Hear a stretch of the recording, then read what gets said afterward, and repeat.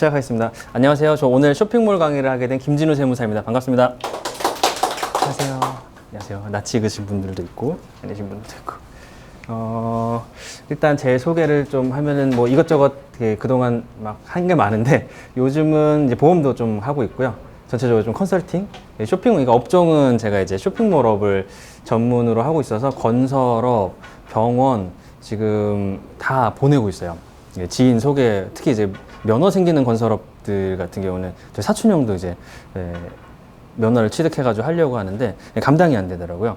공부해야 될 것도 많고 뭐 그런 부분들이 있다 보니까 업종은 하나를 좀 집중적으로 좀 계속 하고 있고 제 소개는 간단히 넘기고 오늘 강의를 전반적으로 좀 이게 5개로 좀 나눠봤어요. 크게 전체적인 쇼핑몰의 특징, 그리고 세금 포인트. 우리가 결국은 세금 신고해야 될 때 이제 세무적인 쇼핑몰의 이슈가 어떤 게 있는지, 그리고 이 쇼핑몰의 그룹 조금 더 확장되고 있는 범위들, 그리고 이슈들은 이제 소명이라든지 특이 사례, 그리고 비즈니스 같은 경우는 제가 이제 어떻게 접근하는지, 어떻게 수수료를 계약을 하고 어떤 형태로 업체들과 이제 얘기를 해가지고 아웃소싱이나 이런 부분까지 좀 끌어가는지 이런 내용들을 좀 갖고 오늘 강의를 할 거고요.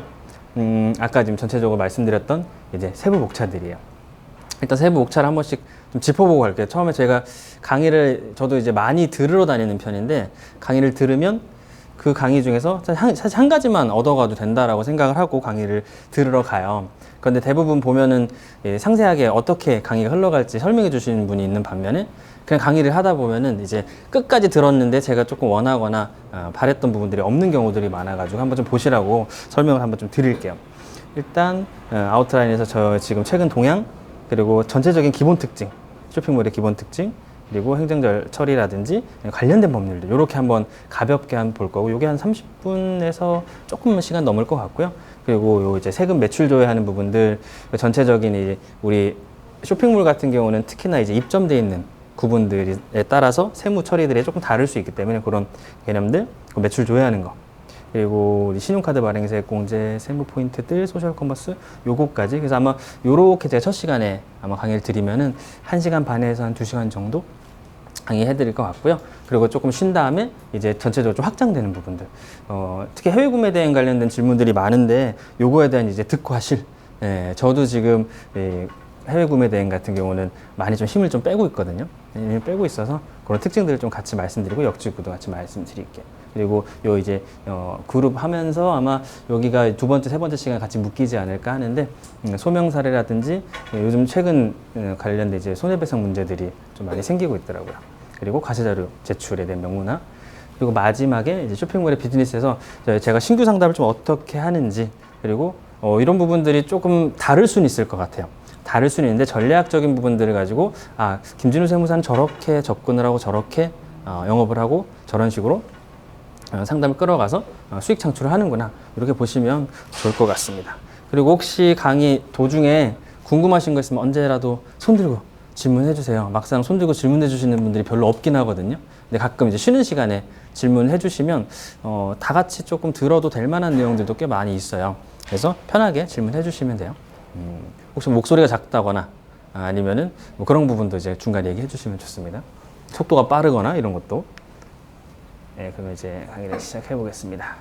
일단 전체적인 이제 동향, 이거 제가 강의 준비하면서 한 5년 전이었나? 처음 강의 중이면 하면서 조사해 본 거예요. 쇼핑몰이 최근 많아지고 있어 라는 사실 느낌은 들었지만 그 당시에도 어딘지 몰라가지고 사실 조사를 좀 해봤었는데, 요게 지금 이게 잘려가지고 그런데 요때가 한 3조 정도 됐었어요. 이게 2001년도? 그 정도 됐을 것 같아요. 3조에서 지금 135조? 그리고 5년 전에 제가 강의했을 때만 해도 지금 53조, 60조 요 정도였었는데 그 한 4, 5년 사이에 거의 한 2배 가까이 늘었어요. 추세는 아마 저희도 피부로 다 체감하고 계실 거예요. 10년 전, 5년 전, 뭐 1년 전, 2년 전. 최근에 보면은 저만 해도 예전에는 오프라인에서 물건을 사실 소비했다면 지금은 온라인에서 G마켓 옥션에서 물건을 사다가 지금은 전부 또 모바일로 바뀌었죠. 점점 생태계들이 넘어오고 확장하고 계속 좀 뻗어나가고 있어요. 그래서 이렇게 좀 확장이 되고 있는데 제가 좀 여쭤보고 싶은 게 한 분 한 분 사실 다 여쭤보고 싶지만 아까 잠깐 여쭤봤었는데 쇼핑몰 강의를 사실 이제 들으러 오신 거잖아요. 그러면은 분명히 이유가 있을 거잖아요. 그죠? 쇼핑몰 강의를 들으러 온, 그러니까 뭔가를 들으러 강의를 들으러 오면 그 이유가 있을 건데 제가 그걸 좀 여쭤보고 싶어요. 혹시 성함이 어떻게 되시죠? 한공이. 네. 그럼 혹시 저 오늘 강의를 들으러 오신 이유가 있을까요? 구매대행. 구매대행. 해외 구매대행 쪽인가요? 네. 아, 그래요? 그럼 그쪽, 네. 문화에서 네. 생활하는 좀 있거든요. 네. 좀 성능이나 이런 것들 네. 준비하고 싶어서 설명 어떻게 하시나요? 네. 조금 있다가 아마 2교시 지나면서 제가 그 부분을 조금 더 집중적으로 다뤄드릴게요. 혹시 여기 쇼핑몰 그러면은 그 거래처 개수 중에 뭐 형태를 다 떠나서 온라인 쇼핑몰 거래처가 한 10개 정도 이상 되시는 분 있으신가요? 10개 정도 넘으시는 거예요. 몇 개 정도 가려고? 10개 정도? 여쭤보는 이유가 간혹 이제 강의를 이제 들으러 오셨는데 한 50개, 100개까지는 이제 못 본 것 같고 한 50개 이제 넘으신 분도 있었거든요. 그런데 그분 같은 경우는 어떻게 보면은 조금 강의 내용이 좀 기초에 대한 부분들, 접근에 대한 부분들일 수 있어가지고 그런 부분들은 제가 한번 여쭤보려고. 보통 쇼핑몰 하면은 제가 생각했을 때는 사실 지금처럼 뭐 이 산업에 대한, 그러니까 업종이라기보다는 조금 더 좀 포괄적으로 넓은 것 같아요. 산업이라고 좀 표현해도 좋을 것 같거든요. 전자상거래요. 실제로 아까 그 이제 숫자를 조사하면서 보면은 통계청에서 계속 이런 이제 동향들이 사실 나와요. 나오는데 온라인 쇼핑몰 한 달 거래량만 해도 지금 12조, 6월까지가 지금 제가 가장 최신이거든요. 12조, 그 중에서 사실 모바일 쇼핑, 모바일 관련된 부분들이 상당히 커요. 12조 중에 8조 정도를 사실 차지하거든요. 그래서 점점 생태계들도 변화하고 있고 점점 확장이 되고 있기 때문에 제가 꼭 강의 서두에 말씀드리는 것 중에 하나가 난 쇼핑몰을 전문으로 할 거야 라고 생각하고 뭐 강의를 들으러 오신 분들도 있겠죠. 쇼핑몰 많이 할 수 있어, 이거 많아질 것 같아, 이런 생각 하실 수도 있겠지만 실제로 저희 업체 중에서도 제조업을 오래 하셨는데 제조업해서 제조해가지고 유통을 시켰어요, 도매업체. 그런데 그렇게 하다 보니까 점점 마진은 떨어지고 거래 관계는 힘들어지다 보니까 젊은 친구들이 들어오면서 대표님이 지시를 내리는 거죠. 우리도 온라인으로 직접 팔아보자. 총판의 개념이 돼버리는 거고. 그러니까 그런 식으로 회사나 사업이 틀어버리는 거예요. 쇼핑몰을 하는 곳이기 때문에 넌 쇼핑몰이야, 넌 음식점이야, 이게 아니라 음식점, 뭐 세차장 이런 것들로 전부 쿠폰으로. 그러니까 온라인, 특히 이제 음식점 같은 경우도 제가 한 3, 4년 전에는 진짜 질문을 많이 받았어요. 저 배달의 민족이랑 이런 거 막 생겼을 때 이게 사람들이 생각해보니까 음식점의 특징은 알고 있는데 이 매출을 조회하고 체크하려고 했더니 쇼핑몰 같은 거예요. 붕 떠버리는 거죠. 세무사님들한테도 질문 많이 받았었고, 근데 지금은 이제 거기 배달앱 같은 경우에 이제 특징, 뭐 이제 만나서 하는 뭐 결제라든지 이런 부분에 따라서 이제 요즘은 정리들이 좀 많이 돼 있는데 실제로 어플 개발도 그렇고 다 마찬가지예요. 결국은 온라인 상에서 결제가 이루어지는 부분들을 통칭되는 것 같아요.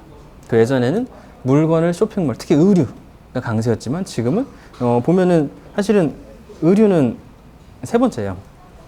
식료품 진짜 많아지고 마켓컬리 이런 부분들도 사실은 전부 다 온라인으로 주문해서 판매되는 구조. 우리가 직접 뭐 관리를 하거나 하기는 어렵겠지만 규모가 큰 곳이지만, 그리고 이제 전자통신기계. 저희 업체 중에 최근에 한 2, 3년 사이에는 소형 가전이 진짜 많아요. 소형 가전이 진짜 많고 타겟팅 해가지고 계절 상품이라든지 전체적인 의류, 나중에 제가 뒤쪽에서 특징 말씀드릴 때 이제 의류가 아무래도 오래된 전통적인 쇼핑몰이기 때문에 그 특징은 제가 말씀드리긴 할 텐데 여기에 이제 비율이 상당히 많기 때문에 그런 부분들을 많이 타겟한 그런 업종들이 많이 생겨요. 그래서 점점 확대되고 있다. 그리고 동향을 바라봤을 때는 아까 말씀하신 것처럼 해외 구매 대행 업체가 있어요.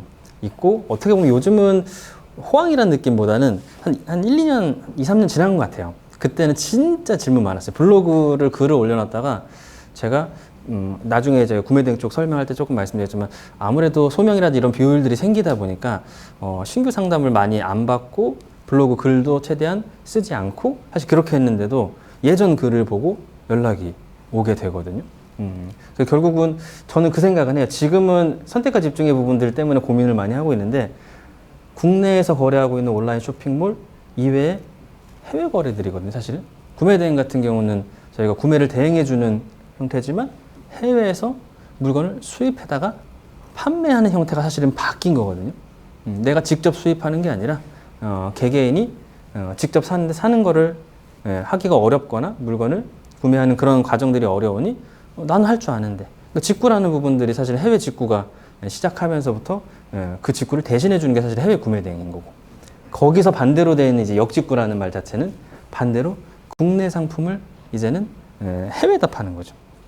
얘는 수입, 얘는 수출이라고 봐도 되는데 형태가 좀 다른 거죠. 그랬을 때 이제 역직구 같은 경우는 우리가 알고 있는 수출 통관을 거치는 형태가 아니라 우리 G마켓 옥션, 오픈마켓처럼 이베이, 아마존, 뭐 타오바오, 알리, 나라마다 사이트들이 있거든요. 그런 곳에 들어가서 우리나라 물품을 보통 파는 형태. 뭐 해외 물품을 팔 수도 있겠죠. 저희 거래처 중에서는 발리에서 라탄 상품을 만들어서 국내에도 팔고 거기서 바로 해외에도 팔아요. 영국이랑 뭐 싱가포르 이런 나라에. 그러니까 그런 형태로 해외로 뻗어나가요. 근데 이 과정에서 세무적인 준비나 국세청에서 뭔가 구매 대행은 이렇게 하고 역직구는 이렇게 해 라는 사실 가이드라인이 별로 없어요. 왜냐하면 극소수라서. 전 산업 중에 제가 알기로는 음식업종이 그 단일 산업으로는 꽤 많은 걸로 알고 있거든요. 그런 식으로 있으면 제조업도 있고 뭐 소소매도 있고 좀 나눠질 텐데 그 중에서 쇼핑몰은 아직도 요만큼 확장은 되고 있고 커지긴 하지만 여전히 작은 비율을 차지하고 있는데 거기서 구매대행과 역직구는 여전히 더 작죠. 그러다 보니까 국세청 입장에서는 이 내용을 누군가 알아도 이거를 법제화하고 뭔가 체계를 만들어서 관리를 하기에는 사실은 어려워요. 그러다 보니까 이 부분들에 대한 소명이 나왔을 때 사실 우왕좌왕하는 경우가 많아요. 사실 저도 우왕좌왕 많이 했고 지금도 소명이 나온다라고 하면 장담할 수는 없는데 대신 이 부분들을 운영하고 있는 사업자들한테 좀 인식시킬 수 있어야 돼요.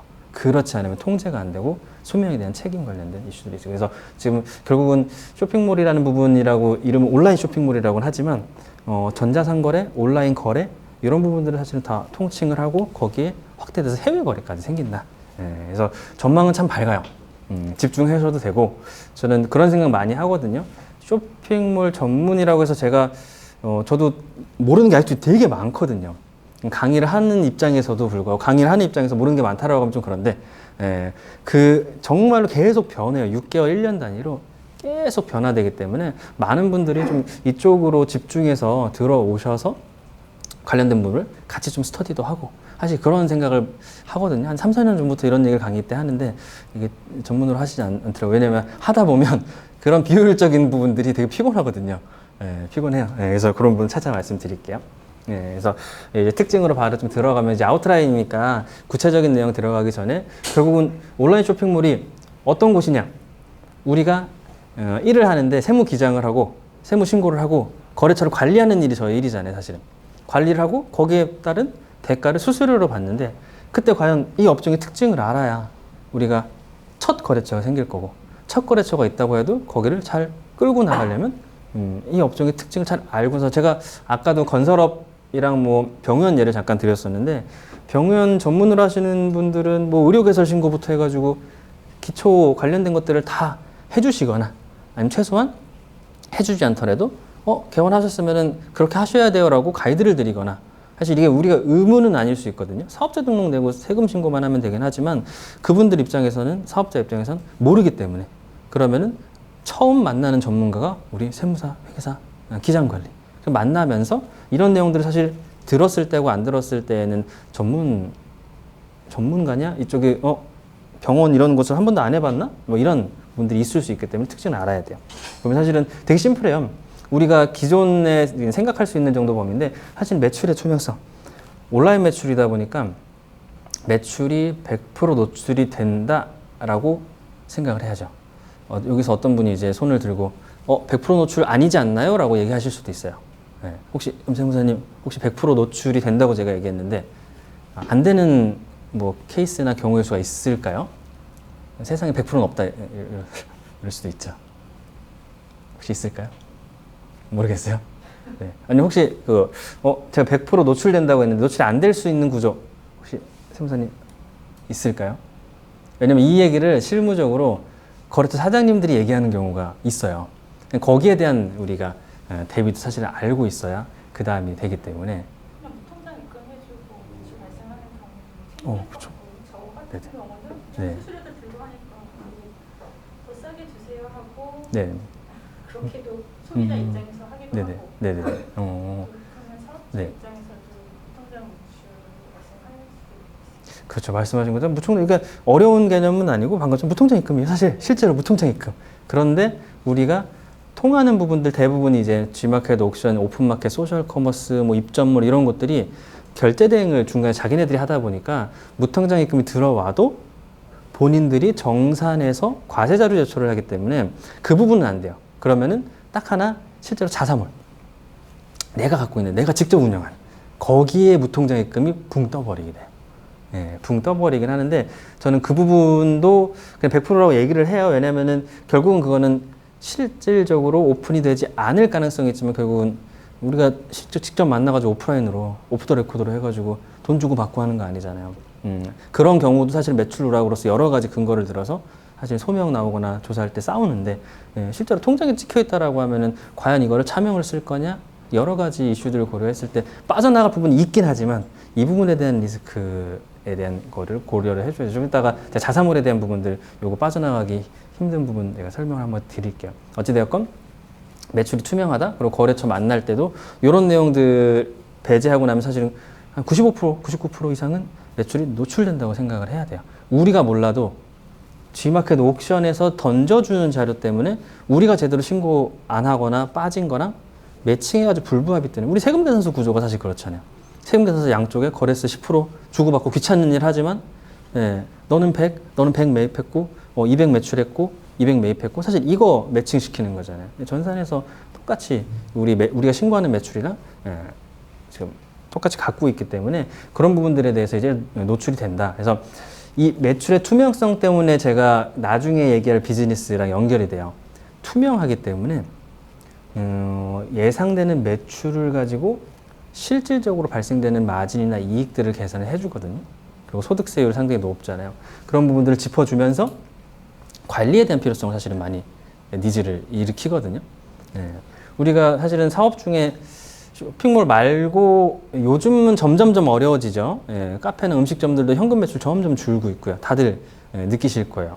실제로 줄고 있고 그리고 유통하는 것들도 점점 요 끝에서 국세청이 이제 짠 거죠. 구조를 잘 짜서 현금 영수증 같은 거라든지 신용카드 사용하면 이제 연말정산 해주면서 계속 노출시키게끔 만드니까 바깥쪽에서 점점 노출이 되니까 자료는 부족해지고 그러니까 저 같은 사람이 관리해야 됩니다 라고 해서 뭔가 업무적인 부분들 추가 수익을 저는 만들면서 리스크에 대한 부분을 이제 관리해드리고 그러면 이분들 입장에선 챙기지 않았던 거 빵꾸 나가지고 본인이 크게 세금 폭탄 맞았던 부분들을 관리하게 되고 그러면 점점 유통하는 업체들, 제조하는 업체들, 원재료하는 업체들은 점점 매출이 오픈 이게 사실 국세청이 생각한 구조죠.